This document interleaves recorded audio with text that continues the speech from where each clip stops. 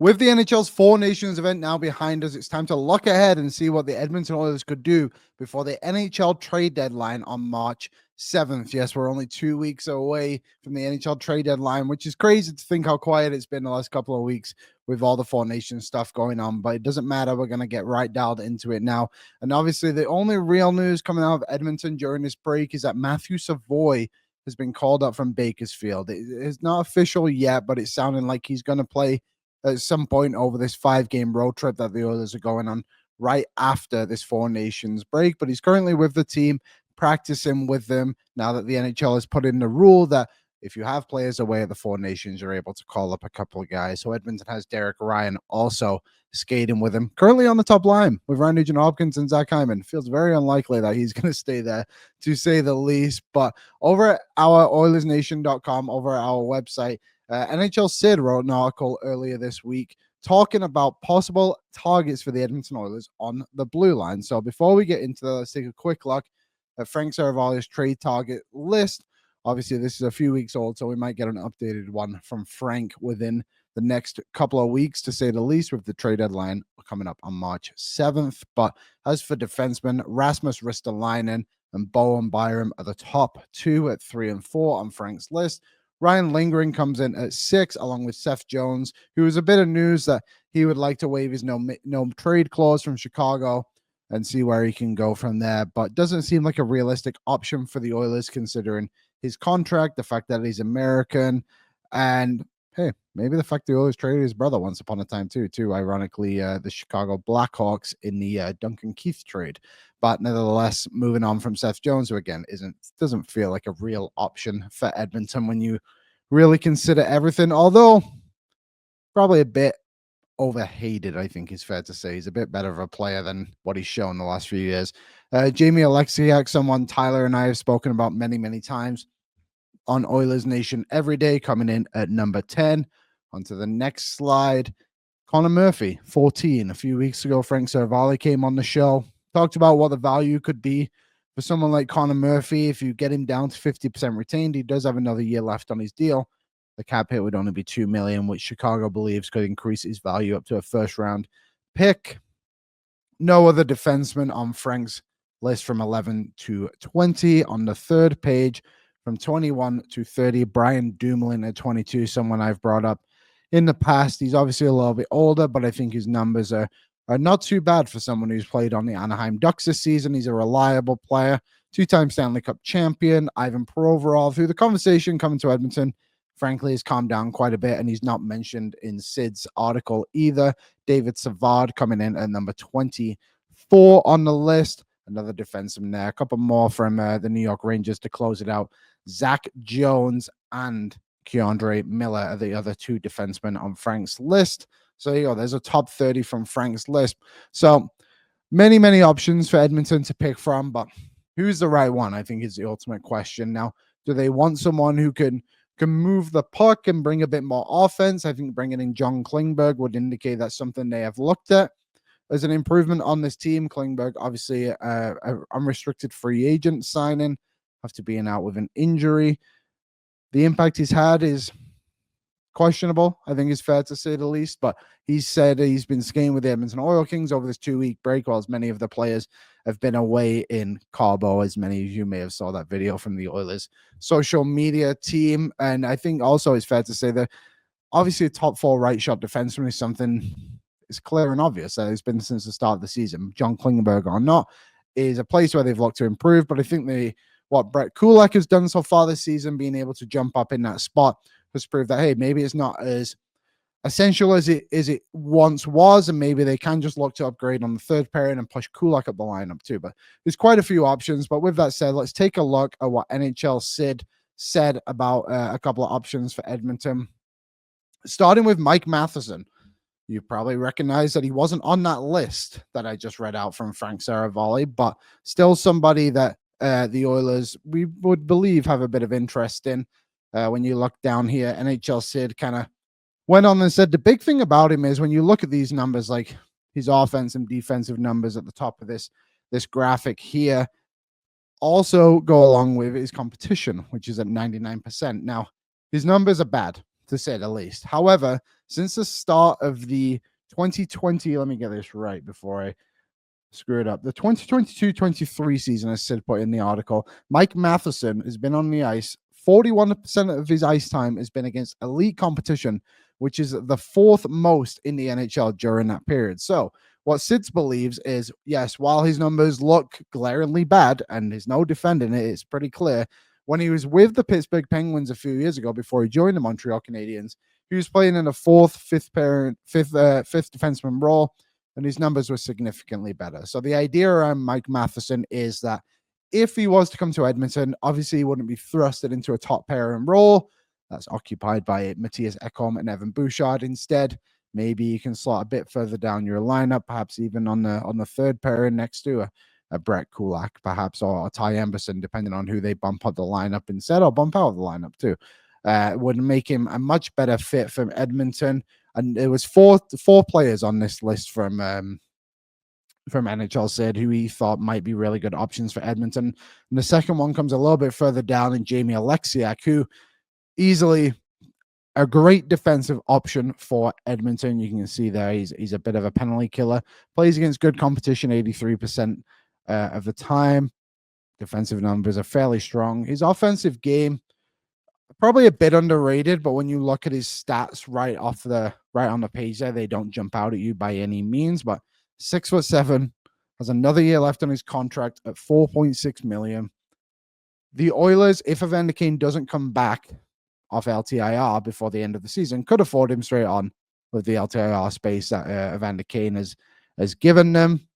Will that happen? There's a lot of speculation on Evander Kane, and if he could come back, Frank has mentioned that it's not as clear cut as it was once thought by the fan base about when Evander Kane would come back to the lineup.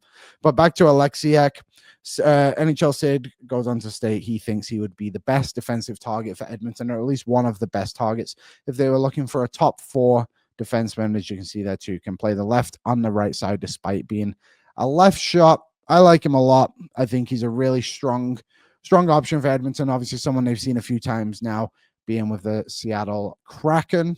Moving down the list, we continue on. Rasmus Ristolainen, someone in Frank's top 10. Sid just go on to say, probably a bit underrated. I think everyone remembers back to the Buffalo days of how bad he was with them. He's plus minus, and take that stat for what it's worth, was terrible. And then when you look at the players below him, he was like minus 20 worse than the majority of other players on that team. However, under John Tortorella, he seems to have figured out his game a little bit. His defensive numbers are quite impressive. One of the better penalty killers in the NHL. The problem is he's probably not a good fit with Darnell Nurse, and he makes $5.1 million for the next 3 years, including this one. Sid states at the bottom of his piece on Rasmus Ristolainen that while, yes, could possibly be a fit on the third pair, do you really want your third pair and defenseman to be making $5.5 million? I think that's a fair thing to talk about, right? Like if it's not the fit, then and the assets you would also have to spend to get this 30-year-old defenseman with a couple of years left at $5.1 million, does it make it worth it if you're not really filling the full need where you could spend other assets too? Like as good as Ristolainen might be this season, he's not a great fit for Edmonton. Bowen Byram, just quickly on him.